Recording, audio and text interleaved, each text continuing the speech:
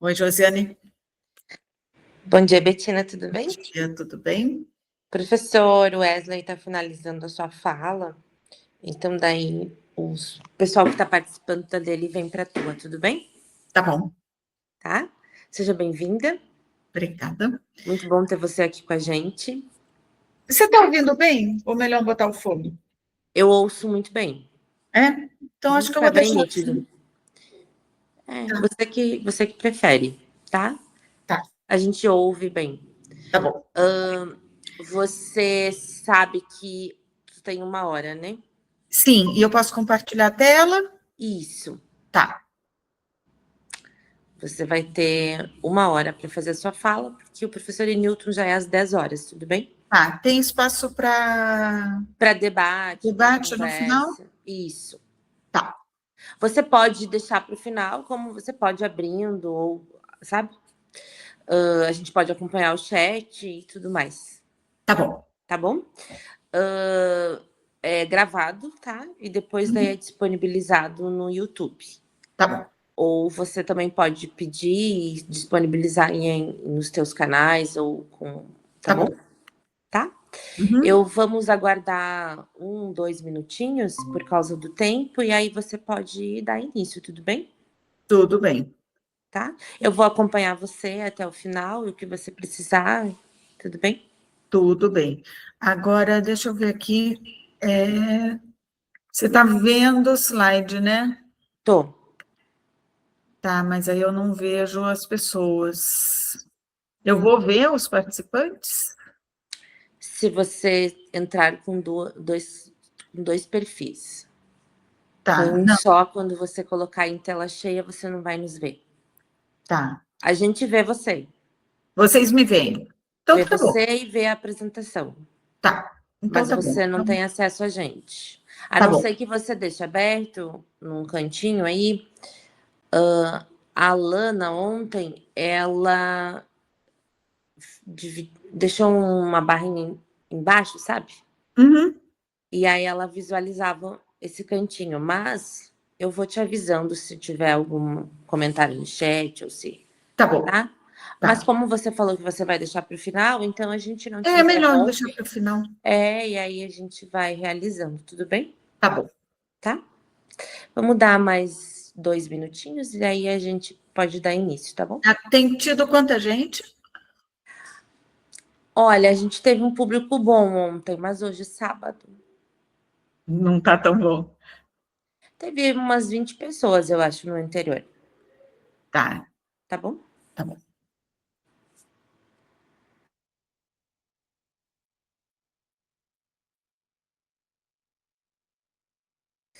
O professor finalizou, o professor Wesley. Então eles estão vindo para cá, tá bom? Olá, Lana, tudo bem? Olá, tudo bem? Já passei o link daqui, o pessoal acabou agora, já está chegando aqui. Professora Betina, bom dia. Bom Tudo dia. bem? Tudo bem? Tudo, olha aí quanta gente já chegou aqui. O Josi, ao final da palestra da professora Betina, já deixa o link da palestra do professor Enilton, porque aí o pessoal não fica procurando e rapidamente a gente já muda de sala. Acho que facilitou, tá bom? Olha lá, o Orlando já chegou aqui. Mais gente. Boa palestra, professora. Obrigada. Tá bom, eu já começo. Quer esperar um pouquinho? Eu acho que você pode dar início já, tá bom? Seja bem-vinda, Betina. É uma honra ter você aqui com a gente. Então, vamos à sua fala. Tá bom.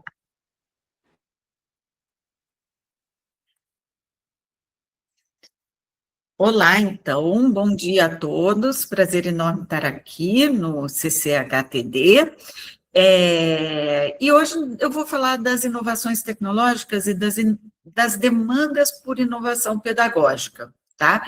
Então, o que acontece? O mundo vai mudando e o que eu costumo falar é que, mesmo que a escola não use tecnologia, o avanço tecnológico afeta o dia a dia da escola e começa a exigir inovações pedagógicas. Então, isso que eu vou ver em alguns exemplos, né? Desde o advento da internet, passando por redes sociais, que foi um enorme problema, e agora a inteligência artificial, que vem chegando por aí, a gente está só tateando e percebendo o início desse movimento e do quanto ele vai afetar as escolas, tá? Então, esse é o tema da minha fala. Eu sou Bettina von Starr, eu atuo na área de tecnologia educacional desde a virada do milênio, né? Sou daquelas que trabalhou assim no iniciozinho da internet, né? Quando começou a chegar no mundo, depois nas escolas, né? Sempre fui uma defensora do uso da tecnologia na educação, de descobrir novas formas de ensinar e aprender, de usar a tecnologia para ultrapassar os muros da escola, para ampliar os horizontes dos alunos, dos professores e tudo mais, mas hoje eu já vejo esse movimento com alguma cautela, tá? E não é que a gente seja contra a tecnologia, a questão não é de ser a favor ou contra, mas é que a gente tem que sempre ter muita clareza, isso que eu vou falar hoje na palestra, né, várias vezes, a gente sempre tem que ter clareza de onde a gente quer chegar e o que a gente está fazendo numa sala de aula, e é sempre muito mais do que usar ou não usar tecnologia. Então, é nesse sentido que eu acho que a gente tem que ter cautela e clareza do que a gente pretende e o que a gente pretende com tecnologia, tá? Aquela conversa de, os alunos ficam mais motivados com tecnologia, é muito simples, aprende mais com tecnologia também, é um argumento muito simples, aprende mais o quê, né? Fica engajado por quê, produz o quê no final, essas são as questões mais importantes que a gente tem que perguntar no dia a dia, né, da interação com tecnologia e educação. Deixa eu só ver um negócio aqui. Tá bom. Eu não consigo ver a hora enquanto eu estou apresentando, mas eu vou conseguir acompanhar. Então, vamos lá. Bettina, oi. Eu te aviso, você quer que eu te avise quando der 30 minutos ou tu quer que eu te avise quando faltar 15 minutos? Pode avisar com 30 e depois com 15. Tá bom, obrigada. Tá bom? Então, a escola está enfrentando vários desafios atualmente, né? Porque a escola tinha a função de formar, de acordo com o currículo, de formar seres, né, prontos para atuar em sociedade, de dar uma formação integral, isso sempre foi o motivo, né, da escola, né, de gerar conhecimentos, competências profissionais, mas não só isso, né? Aí, quando à medida que a tecnologia vai evoluindo e interferindo no dia a dia das escolas, as escolas têm que se posicionar, né, de como vão querer trabalhar com tecnologia na educação, né? Porque, como eu digo, ela entra nas escolas mesmo quando não é usada. Então, se de repente fica muito fácil acessar a internet e buscar informação ali, mesmo que os alunos não estejam usando dentro da escola, eles vão usar fora da escola, e essa relação com o conhecimento na sociedade muda e, consequentemente, a escola tem que lidar com isso, tá? Não estou dizendo aceitar simplesmente sem reflexão, mas lidar com isso, tá? Então, é um desafio. Chegou a IA, a escola tem que conhecer o que é IA para saber como vai lidar com isso. Chegou rede social, tem que entender as implicações das redes sociais para saber como vai lidar com isso, tá? E também dentro das escolas, a gente tem muito fornecedor, é a área onde eu trabalhei minha vida toda, né? A gente tem fornecedores de tecnologias educacionais para uso dentro da escola, né? E mesmo esses fornecedores têm uma característica hoje em dia, assim, a gente não tem fornecedor consolidado, né?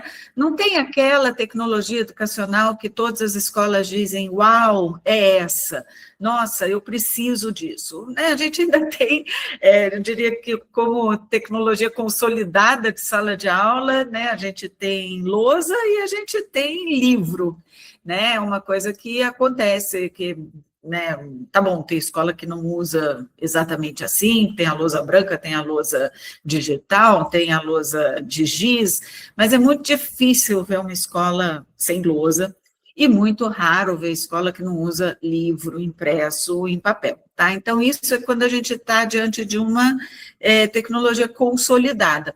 Mas a gente não tem para a escola, assim, o melhor dispositivo, o dispositivo que é absolutamente essencial, que não dá para passar sem, a forma de usar internet, os aplicativos para ensino de matemática, português, e seja lá o que for, tá? Existem vários fornecedores, sim, mas a gente ainda não tem assim, uma consolidação, nem de método, nem de marca, nem de dispositivo, nem de nada. Ou seja, a escola precisa pensar o que ela quer. O que ela quer para si, onde ela quer chegar, e se aqueles fornecedores estão entregando o que tem a ver com o perfil da escola. Não dá para a escola dizer, essa é a onda, tenho que seguir, né? Não funciona. Se seguir a onda, não vai estar seguindo o que aquela comunidade deseja, né? E também não existe consenso de como lidar com tecnologia educacional, né? Então, a gente, muitos anos, teve a expectativa que vai gerar mais aprendizagem, né?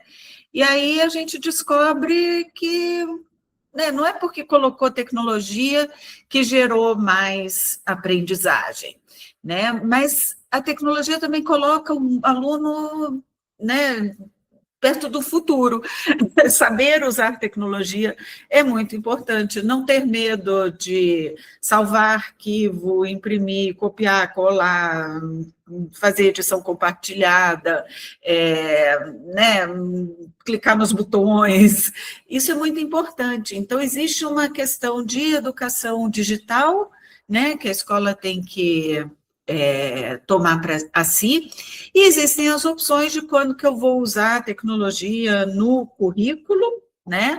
E se aquilo é interessante, se aquilo está formando do jeito que a escola quer que forme, né? E aí a gente ainda teve aquele movimento de basta entregar a tecnologia para o aluno que ele vai se virar sozinho, vai aprender. Tá? A gente está saindo desse movimento, a gente teve né, aquela visão, mais ou menos 2010, assim, quando era muito forte a visão dos nativos digitais, era muito comum que, né, tivesse defesas de um computador por aluno e outros movimentos que, olha, se o aluno tiver acesso ao computador, ele vai aprender, né? Se o computador for muito simples, muito rudimentar, ele vai aprender a consertar o computador. E a gente sabe que não é assim, tá? Ele não é só por ter acesso que ele aprende, nem que ele aprende o que ele deve aprender. Então, hoje a gente está num movimento muito mais cauteloso em termos de acesso à tecnologia, tendo chegado na proibição do celular, né? E isso tem algum impacto, né? Por que proibiram o celular? Não foi só uma medida desesperada, drástica, teve um motivo para a gente ter chegado lá, né? O que não quer dizer que a tecnologia não seja importante, que a discussão tenha terminado, tá? Então, agora eu vou fazer rapidinho aqui um apanhado, né, histórico. Como é que o simples Google, o simples acesso à informação via internet muda a escola, né? Então, lá, né, virada do milênio, surge a internet, um pouco depois o Google vira o buscador predileto, que chega fácil naquela informação que a gente deseja, né? Muito mais fácil de encontrar do que aqueles outros que não tinham tanta inteligência artificial por trás, né? Não tinham os algoritmos tão bem organizados para te dar aquela informação que você quer mais rápido, né? E ficou muito fácil acessar a informação e ficou muito fácil replicar conteúdos em larga escala, né? E aí vem aquela discussão fortíssima de que não faz sentido o professor ser transmissor de conteúdo, né? Porque antes da internet, no mínimo, você precisava de livro para ter acesso ao conteúdo. Livro era caro, era físico, não estava em todo lugar, você tinha que ir até o livro, né? Eu lembro no tempo da faculdade, era uma emoção entrar numa biblioteca, ver revistas estrangeiras, livros em inglês, né? A gente tinha que ir na importadora, se quisesse ler alemão, francês, tinha que ir na importadora especializada, o livro levava meses, era caro, né? E então, assim, entrar numa biblioteca era uma grande emoção. Com a Amazon, nossa, lembra? Comprava o livro chegava na tua casa, as bibliotecas compravam os livros e chegavam, né, ainda no mundo do livro. E depois, com conteúdo digital, imagina, agora a gente não tem essa preocupação. O material está em inglês, o material está na Inglaterra, o material está na Alemanha, como é que a gente acessa? Bem, formato digital acessa já, né? Então, hoje a gente não consegue nem imaginar como era esse mundo quando era difícil chegar até a informação. E nesse mundo difícil de chegar até a informação, o papel do professor transmissor de conteúdo era um papel muito importante, né? E aí, de repente, nossa, agora o conteúdo está fácil, né? E aí não faz mais sentido o professor ser transmissor de conteúdo, e é quando vem aquele movimento de que o professor tem vários papéis, que ele vai ser mais monitor, tutor, curador, orientador, né? E esse papel de curador muito importante, porque não é tudo da internet que a gente pode confiar, né? Um livro editado, pelo menos, passou por várias mãos até chegar naquele papel, mas na internet a gente não tem garantia nenhuma. Então, né, esse papel de curador, de filtro, de saber o que é bom, o que não é um papel muito importante do professor. Mas a gente começou a ter um novo item de currículo, que é dizer para o aluno, olha, cuidado com as tuas fontes, né? Você tem que buscar a informação por conta própria, fazer um letramento midiático, ensinar para o aluno quem está falando o quê, com que intenção, né? Então, mesmo que a escola diga, não, a gente não usa tecnologia, aqui o ensino é todo manual, experiencial, o que importa é a relação interpessoal, professor-aluno, não estou nem falando do professor transmissor, tá? Mesmo essa escola, ela tem que dar ao aluno os instrumentos para operar no mundo digital, em que a informação nem sempre segura está disponível de uma maneira muito farta, né?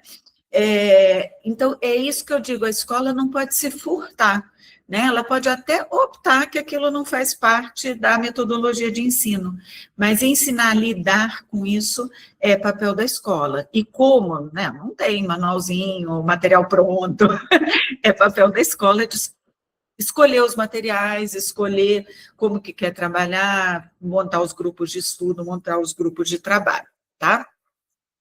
Outra questão, né, que surgiu, que não é nova, né, é a questão do plágio. Então, de repente, ficou muito fácil copiar. Não que não se copiasse antes, mas ficou muito fácil, bastava um copia e um cola, né? Então, na sequência, surgem ferramentas antiplágio para, né, nas situações que isso é muito importante para haver uma checagem e ver, né, se aquele material é original e coisa assim. Então, tecnologicamente existe isso e fica, está muito fácil plagiar. E aí, no aspecto pedagógico, não que isso tenha mudado todas as escolas rapidamente, né, mas começa a fazer mais sentido a buscar as metodologias ativas, né, um foco em desenvolvimento de criatividade, trabalho por projetos. Tá bom que isso, né, metodologia ativa, trabalho por projeto, peer instruction, essas coisas, muitas metodologias já são da década de 60, muito antes da internet, né? Mas com a internet isso passa a ser o jeito que faz sentido, né? Porque a tecnologia está lá, o conhecimento está lá, está disponível, todo mundo pode acessar e trabalhar por projetos sem tanto peso no papel de transmissão de conteúdo por parte do professor, historicamente faz sentido, tá? Na prática, a gente continua tendo muitas escolas, né, focadas em transmissão de conteúdo. E o mundo vai seguindo e entram as redes sociais, né? Bons tempos aqueles da internet, que a gente só tinha que ficar preocupado se a informação era verdadeira ou não. Agora a informação vem fragmentada, né? Agora a informação busca você, não é mais você que busca, né? Eu, quando entrava lá no Google, pelo menos eu dizia, eu quero saber alguma coisa, o seu Google me explica aí, né? Com rede social, não, você está deitado em casa e a informação pula na tua cara, na hora que você acorda, na hora que você vai comer, na hora que você vai dormir, né? As pessoas começaram a desenvolver esses comportamentos de ficar ligadão em quem está longe e se desconectar de quem está perto, né? E isso não foi à toa, não foi uma inovação tecnológica inocente, tá? Foi uma inovação tecnológica calculada para isso. Os criadores da rede social queriam o quê? Queriam a atenção do usuário. Descobriram ferramentas tecnológicas que seguram a atenção do usuário. E é o quê? A informação pulando na tua cara, né? E você ficando atento àquele negócio ali o tempo todo, porque deve ser muito importante aquilo que chega na tua cara, e problemas sociais enormes de desconexão com quem está perto. Desconexão na família, na escola, na sociedade, no trabalho, tá? Então, de novo, é proibido usar rede social, menor de idade não pode usar rede social. Na minha escola não pode usar. Mas no mundo está todo mundo usando. E as pessoas, quando chegou, não conseguiram entender a dimensão do perigo de uma informaçãozinha fragmentada. Qual o problema, né? É só uma informação curta, as pessoas vão continuar lendo muita coisa curta, né? E de repente as pessoas estão parando de ler, estão perdendo a paciência, não estão conseguindo mais se concentrar em textos longos, estão recebendo a informação polarizada, só de um lado, só de outro, diminuindo a capacidade de pensamento crítico, tá? Então, tá bom, é uma tecnologia nova, não dá para escapar da inovação, ninguém vai deixar de usar rede social. Mas, caramba, a gente tem um problema enorme, né? E aí é quando surge aquela coisa, né, alunos e professores tendo que lidar com estratégia para trabalhar desatenção, falta de atenção, superficialidade, depressão, ansiedade, polarização, más influências que pulam na tua cara mesmo sem você pedir, né? Então, assim, uma pessoa no tempo do Google, se quisesse saber sobre armas, ia lá no Google com sua mente e dizia, eu quero saber sobre armas. Na rede social, não. De repente, a rede social descobre que alguém que tem o teu perfil, que gosta disso, daquilo e daquilo outro, também deve gostar de arma e começa a mandar informação de arma para você, tá? Então, ela começa a te trazer interesses que nem estavam lá em primeiro lugar. Né? Então, é uma tecnologia muito mais complexa e que afeta a vida, a mente, a forma de entender o mundo, a forma de lidar com a informação daquelas pessoas que estão na escola, que são os alunos e os professores, que têm uma vida também fora da escola. Né? De tão grave que foi a crise, foi proibido o celular nas escolas. E está todo mundo muito feliz, muito bem, obrigada, né? Mas não resolveu o problema. A gente continua recebendo e lidando com a informação desta maneira em casa, né? E aí, o que as escolas trazem de solução? Desenvolvimento socioemocional, meditação, esportes, momentos desplugados, né? E aquela monte de estratégia para lidar com essas consequências, que tá bom, a gente sempre teve esses problemas no mundo, não é novo, né, ter a criança que não tem atenção, ter pessoas que preferem ser superficiais, sofrer de depressão, mas todos os indicadores mostram que isso aumentou demais, e a escola tem que lidar com isso, tá? E eu diria que a gente também tem que trabalhar nesse momento uma compreensão, uma conscientização de como as redes sociais trabalham fragmentação da informação, busca pela atenção, conexão, desconexão de quem está perto, para as pessoas poderem conscientemente dizer quando que vão querer usar essa tecnologia e quando que não vão querer. Então, assim, ao mesmo tempo que a rede social foi proibida na escola, deu aquele alívio, e as pessoas dizem, agora está mais fácil o relacionamento na escola, continua sendo importante a escola tomar, assim, o papel de informar aquela comunidade escolar dos perigos, das características, eu não digo nem dos perigos, é das características dessa tecnologia que vão moldando a nossa mente, que vão moldando o nosso jeito de interagir, e às vezes a gente nem percebe. E as Big Techs não vão ensinar, não é coisa que se aprende em casa ou na igreja, porque, né, as pessoas, onde é que elas vão se informar sobre isso?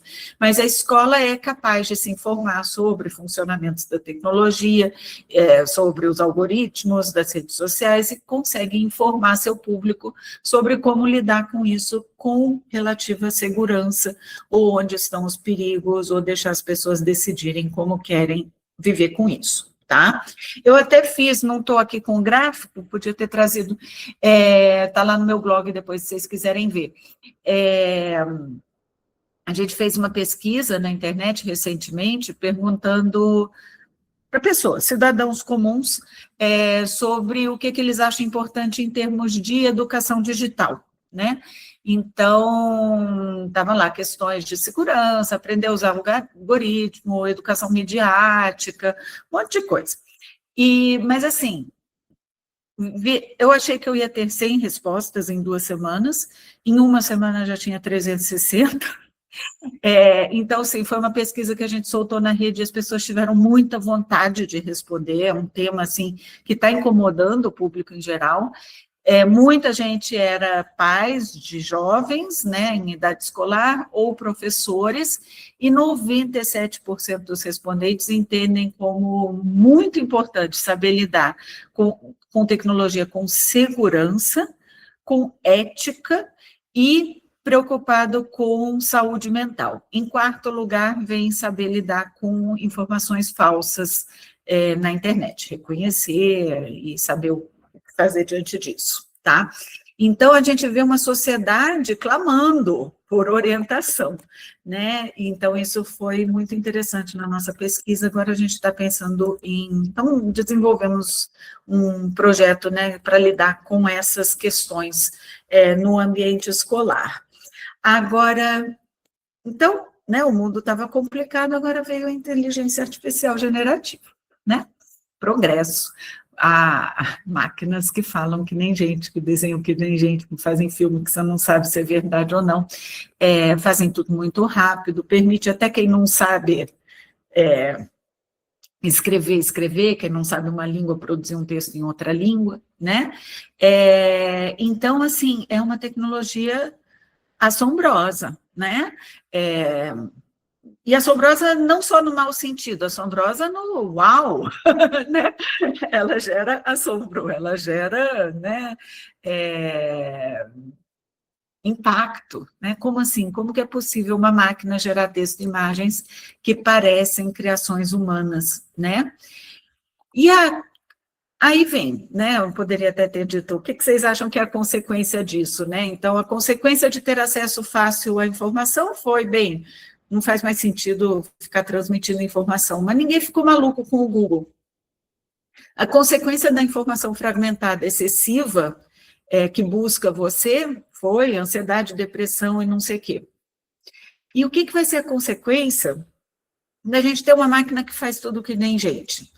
A gente vai ter um problema constante com questões de autenticidade. Tá? A gente já está vivendo isso, né? Com alunos que se apresentam por meio de textos, né? Pessoa que quer ingressar num curso de pós-graduação, aluno que entrega um trabalho final de curso, aluno que entrega a redação na escola, aluno que faz trabalho de escola. Se a gente não viu que foi aquele cidadão ali na nossa frente que fez aquilo e que sabe falar com as próprias palavras sobre aquele assunto, a gente está duvidando da autenticidade, tá? Eu não estou dizendo que virou um plágio generalizado, mas a gente tem um problema de autenticidade para lidar, tá? A gente não sabe se a pessoa que escreveu aquele texto foi ela mesma. A gente não sabe se ela plagiou e pediu para mudar um pouquinho o texto, né, que ela entregou.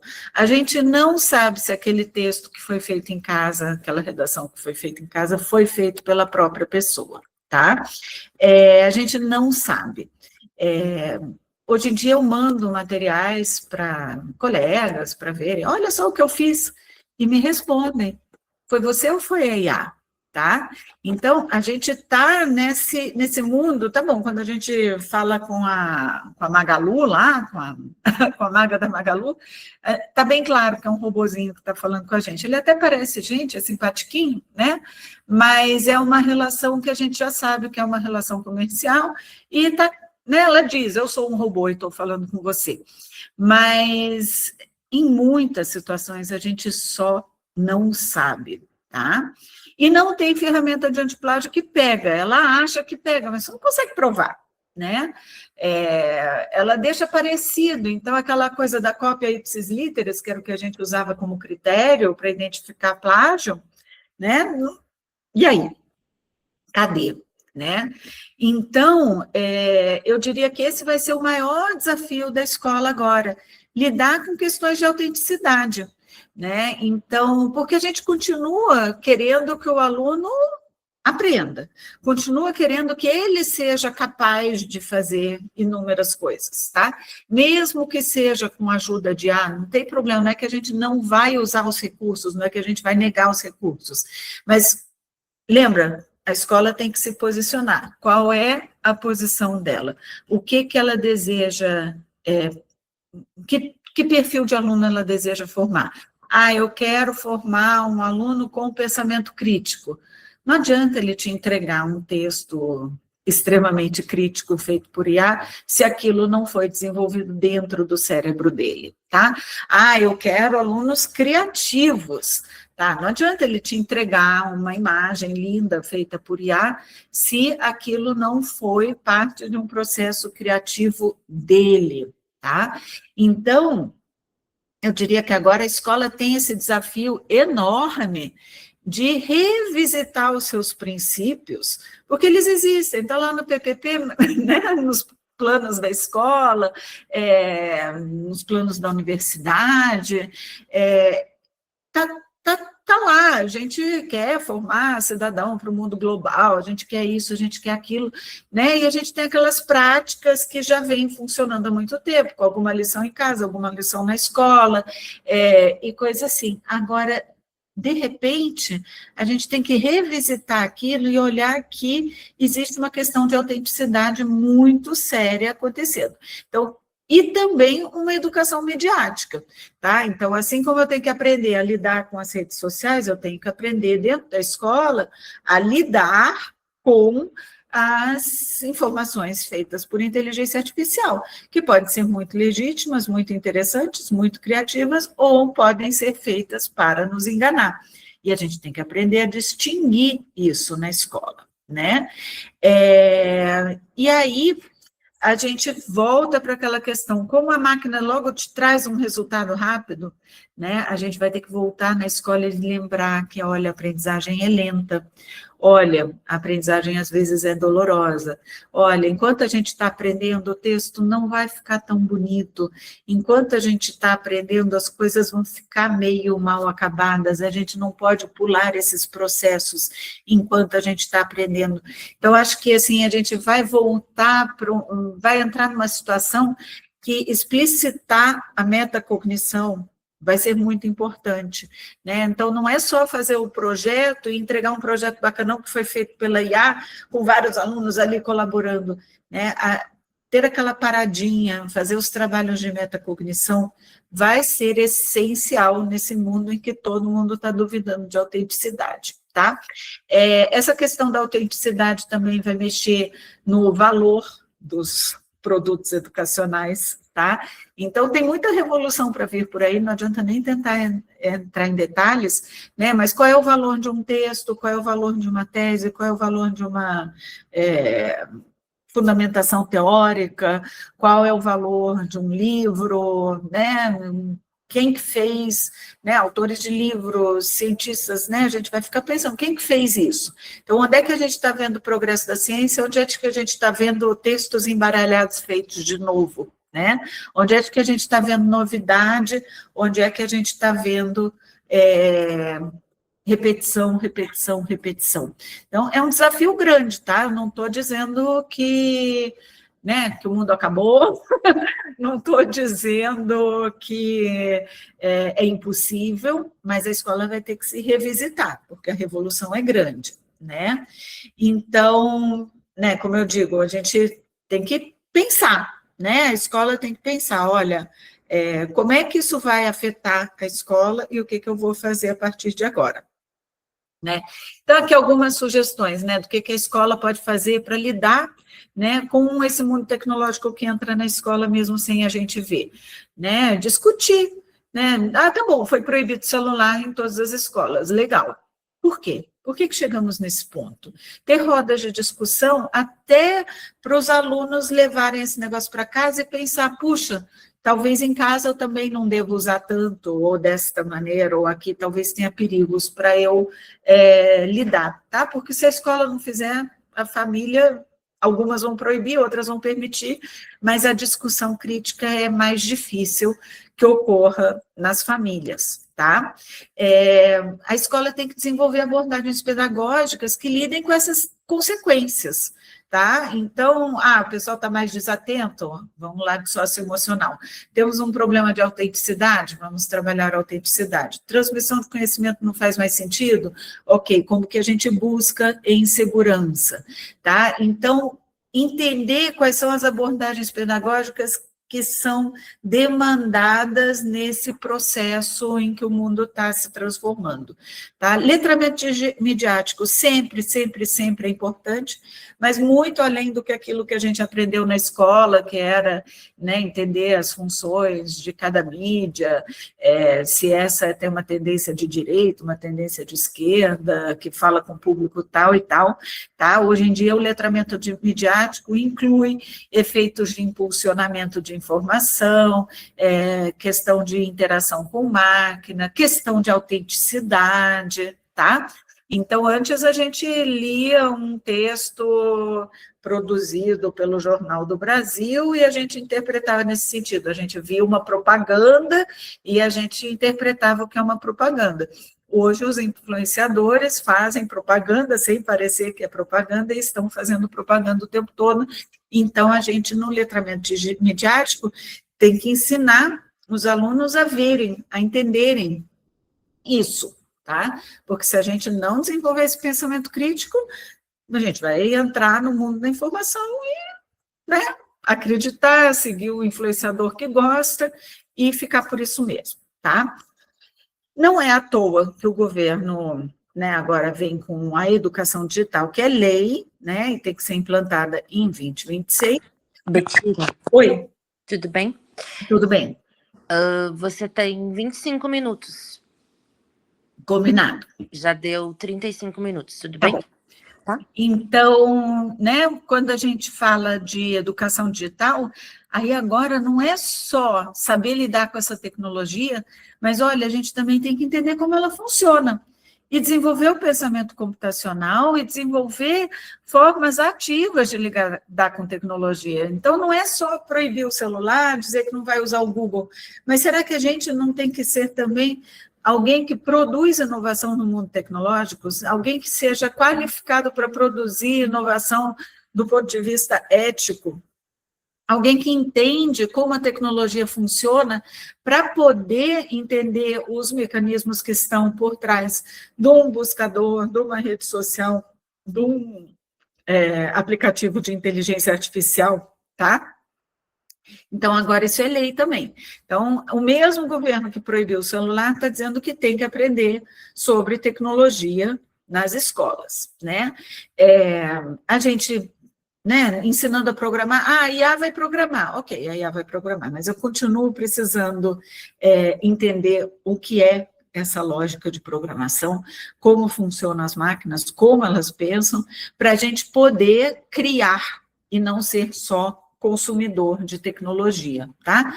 Se a gente vai criar no mãozão, ou se vai ser com apoio de ferramentas, ok, mas uma pessoa que não sabe programar não vai usar ferramenta de automatização de programação nenhuma, tá? Eu estou vendo isso agora aqui na minha empresa, né? Eu tenho um sócio que é programador, que sabe programar, e ele está usando ferramentas de inteligência artificial para fazer isso e aquilo, é incrível, tá? Agora, eu, que não sei programar, mas não tem ferramenta que resolva, tá? Mesma coisa, por exemplo, tradução, né? Você pode traduzir qualquer coisa de qualquer coisa, com as novas ferramentas de tradução de inteligência artificial. Sim, para consumo próprio, porque se for para entregar um material profissional feito por inteligência artificial numa língua que você não conhece, não faça, vai dar besteira, tá? Também já acompanhei isso recentemente, tá? Em mundo profissional, tradutores, se quiserem usar para uma língua que não conhecem, dá errado. E não é porque tem errinho, é porque fala besteira mesmo, porque ofende o interlocutor. Tá? Então, uma coisa é você usar para consumo próprio, tipo, a pessoa falou coreano e eu quero entender, vou usar aqui, e se a tradução não estiver muito boa, paciência, minha própria conta e risco. Mas eu não posso fazer uma coisa e entregar para o outro, dizer que fui eu que fiz, numa língua que eu não conheço. Tá? Então, essa questão do uso das ferramentas de automação também vão envolver conhecimento, e conhecimento de criação, de criatividade. Então, o que a escola vai ensinar? Adianta ensinar aquele monte de conhecimento? Adianta, mas a gente também vai ter que trabalhar no âmbito da criação, né? E a escola ainda pode decidir quando e como e onde vai querer usar conteúdo, tecnologia para desenvolver conteúdo curricular, né? E sempre conhecendo o potencial e limitação. Então, agora está vendo, vai ser super bom poder trabalhar educação personalizada com chat, com bot. Sim, perguntem. Aprender o quê? Tá? Esse bot vai ajudar a ensinar o quê? Porque ele não ensina tudo. Tá? Ele vai fazer uma coisinha. Não vou dizer para vocês que ele não ensina pensamento crítico, mas para ele ensinar pensamento crítico tem que estar programado de tal maneira, tem que ser usado de tal maneira, tem que ser verificado de tal maneira. Senão ele vai estar promovendo decoreba. É decoreba que a gente quer? Tem bot que ajuda a decorar? Legal, vamos usar, tá? Mas sempre a escola tem que dizer: o que eu quero com isso? Onde eu vou chegar? Esse exercício tem que virar rotina na escola. E aí o que acontece é que as escolas dizem: eu não gosto de tecnologia, não domino tecnologia, não recebi formação em tecnologia, eu sou pedagogo, eu sou isso, eu sou aquilo, eu evito. E aí vai evitar de resolver todos esses problemas que vão cair na mão da escola. Tá? E o raciocínio que precisa ser feito pela escola não é um raciocínio técnico, é um raciocínio pedagógico, né? Eu vou usar isso aqui, isso serve para o meu propósito, tá? E quem entende o propósito de educação é professor. Eu quero desenvolver criatividade, eu quero desenvolver pensamento crítico, eu quero desenvolver trabalho colaborativo, eu quero que ele domine todos os conceitos básicos da física, porque vai cair lá na prova do Enem, tá? Mas isso tem que estar claro, esse é o raciocínio. E se a gente deixa o mundo tecnológico de fora e acha que lá no colégio tudo vai dar certo, a tecnologia está lá longe, não vai atrapalhar a vida de ninguém, a gente está iludido, tá? Esse é o recado. E agora vamos ver, fazer um exercíciozinho aqui de IA, tá? Então, chegou a IA na escola, qual é o medo que a gente tem, tá? Primeira coisa, plágio, né? Vai fazer cópia sem crédito, fraude, né, se passar por humano ou outra pessoa, perda de autoria, não saber quem escreveu, né, nem com que intenção, vira aquele liquidificador de palavra, a gente não sabe de onde veio aquele material, né, terceirização de processo cognitivo, olha, a máquina agora vai fazer por mim, né. Aí, a gente também tem medo de difusão de informações erradas, né, e a gente tem medo de perda de emprego. Vai todo mundo ser substituído por máquina agora, né, já vimos isso acontecer lá na Revolução Industrial, e agora até quem pensa vai ser substituído por máquina. Acho que não, tá? E o que a gente está vendo agora no mercado, nos Estados Unidos, que já estão conseguindo ter estatísticas a respeito disso, está tendo um aumento de procura por profissionais sênior, tá? Quem está perdendo emprego é quem trabalha mal, porque, né, quem está começando, quem não faz muito direito, né, os júniores, porque aí a máquina consegue substituir, mas nunca sem o apoio de um profissional sênior, tá? Então, o recado é, a gente vai exigir mais dos humanos no mundo de inteligência artificial, porque muita coisa vai ser feita pela máquina, mas sem o humano para dizer onde ele quer chegar com aquilo, não vai funcionar, é barulho, tá? Mas então, esses são os primeiros medos. Quando a gente viu assim, chegada da IA 2023, meu Deus, essa coisa assombrosa, qual é o perigo dela, tá? E aí, vamos olhar de novo essa listinha e ver se esses perigos são novos ou se são velhos. Olha, plágio, problema antigo, tá? Fraude, problema antigo. Perda de autoria, problema antigo. Difusão de informação errada, a gente já tem problema com isso há muito tempo.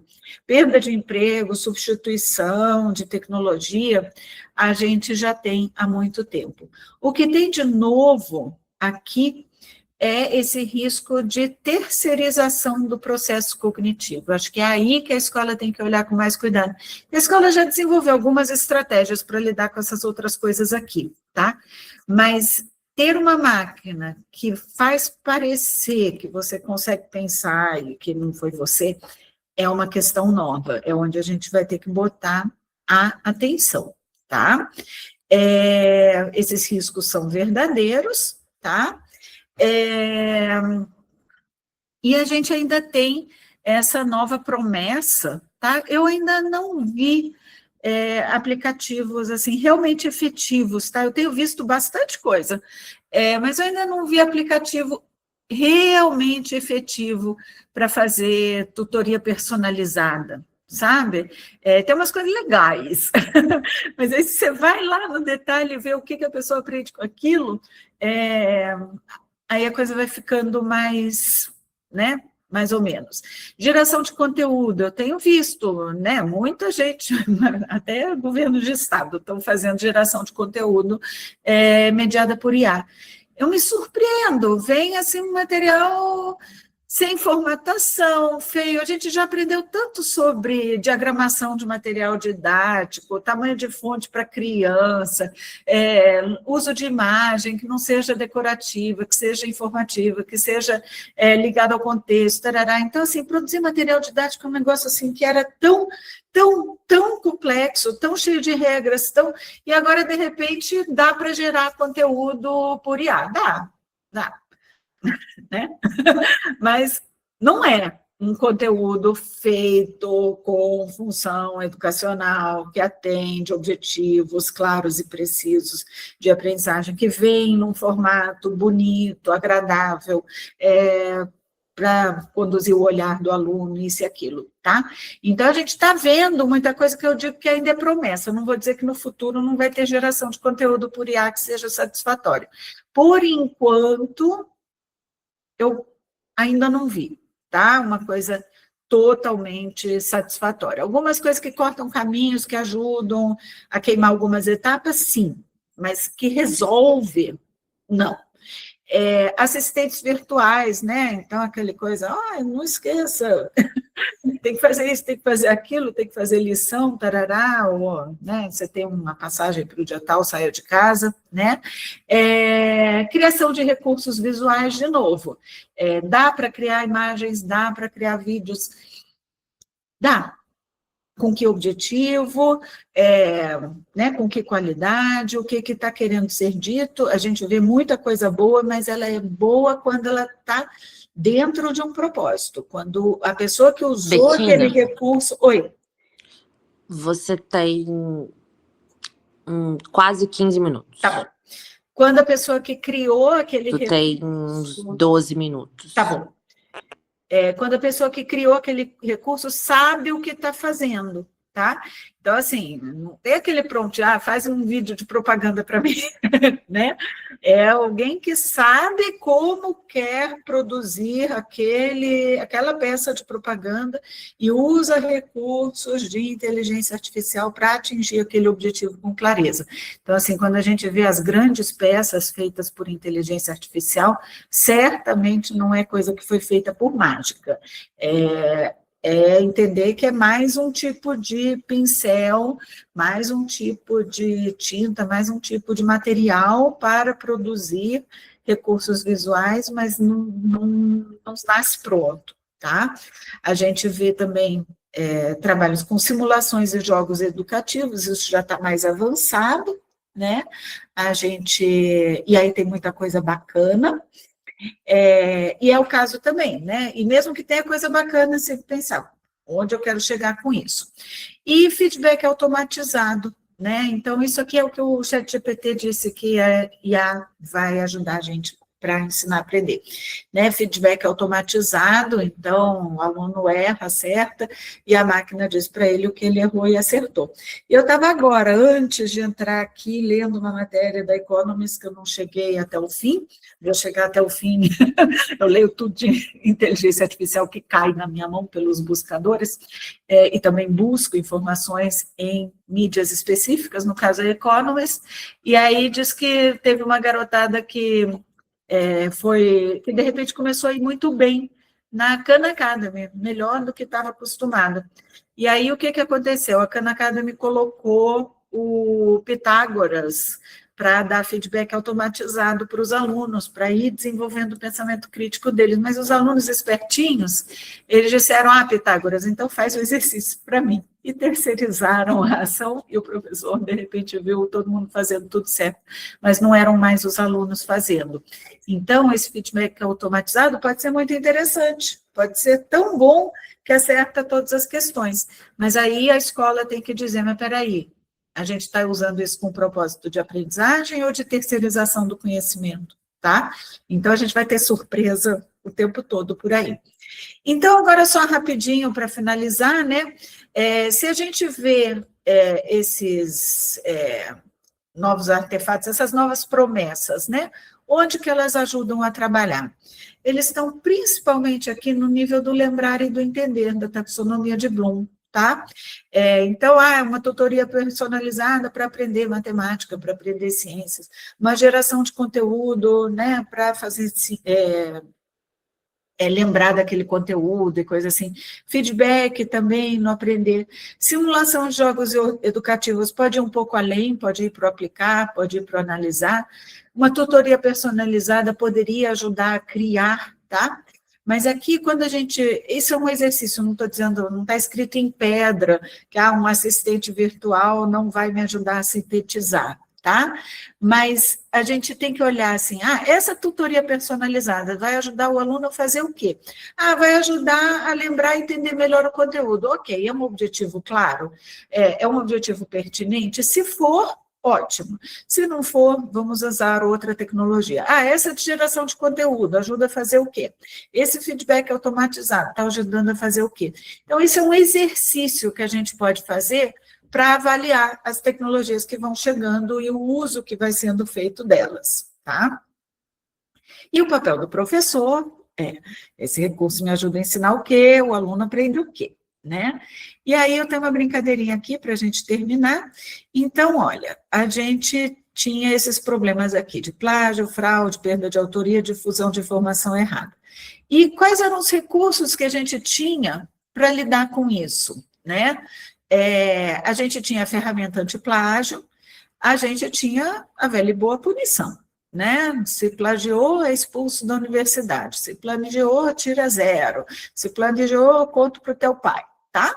Então, isso eram recursos que a gente tinha para lidar com essa situação. A gente também tinha nas escolas mais progressistas os acordos, as regras, as considerações éticas.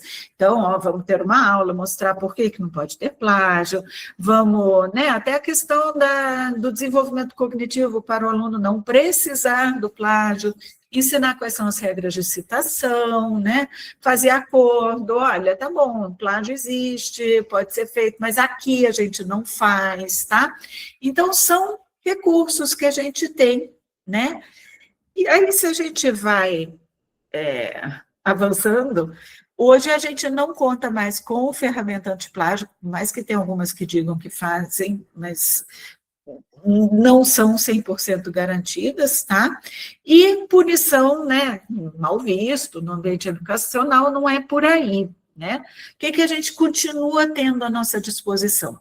Acordos, regras de citação, considerações éticas, algum nível de punição, sim, né? Nota baixa, não ser aceito no programa de mestrado se plagiou e coisa assim, tá? Então, não vou dizer porque a punição esteja fora, né? Depende de como ela é aplicada. Agora, a gente vai ter que incentivar muito mais o protagonismo do aluno nessa linha do aplicar, analisar, sistematizar e criar. Essa é a parte humana que a tecnologia ainda não faz, ou não vai fazer nunca, é onde a gente tem que fortalecer os alunos para eles poderem usar outros recursos para criar artefatos dos mais variados. A gente vai ter que trabalhar nessa linha e, mais do que isso, focar o processo de aprendizagem. Então, a gente sempre defendeu, o processo de aprendizagem é importante, mas agora com o IA, que consegue te entregar um resultado final, que não é garantidor de um processo de aprendizagem, olhar ativamente para o processo de aprendizagem vai ter que ser muito importante. Ajudar os alunos a olharem o próprio desconhecimento, né? Ter tempo, olhar para isso e dizer, nossa, eu não sei, eu preciso aprender. Olhar para o próprio erro, adorar o próprio erro e dizer, isso é quem eu sou. É prova da minha humanidade, é prova do meu autoconhecimento. E usar para se desenvolver, né?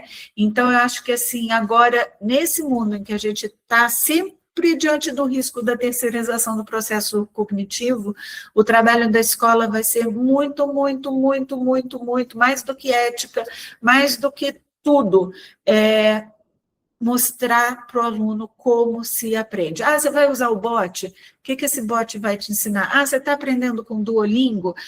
O que você está aprendendo? É código, é linguagem oral, linguagem escrita? Certamente não é inglês, espanhol. É o que do inglês, o que do espanhol, tá? Então, fica a dica que no mundo de inteligência artificial, o que a gente vai precisar trabalhar na escola, com tecnologia, ou sem, porque a tecnologia está no mundo, é a metacognição, tá?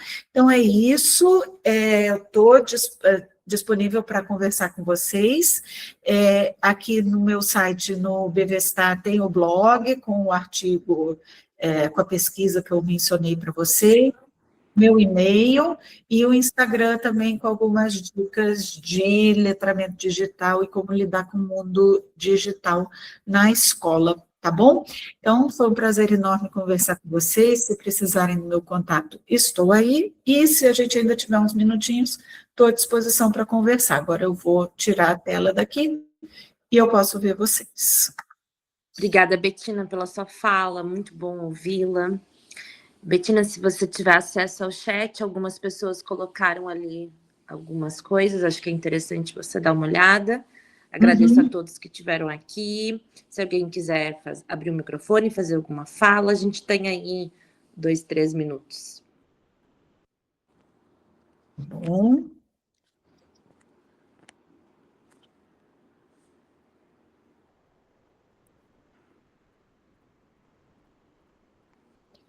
Tá certo. Você conseguiu acessar o chat? Consegui, está aqui. Bom dia, professora, eu vou precisar sair, coerência não é o forte desse governo, não teve, assim, uma pergunta. Tá.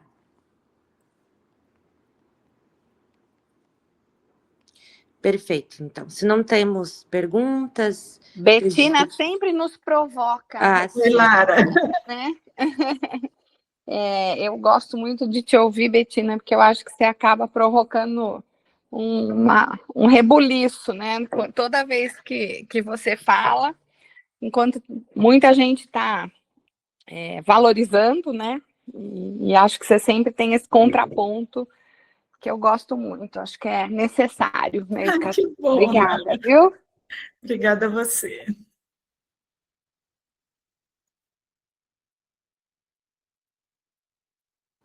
Então, muito obrigada, Betina, obrigada a todos. Vamos, então, acompanhar o professor Enilton, né? Já disponibilizei o link aqui no chat. Obrigada, Betina, mais uma vez. Muito bom ouvi-la. Conte sempre com a gente. Obrigada a todos e até. Até.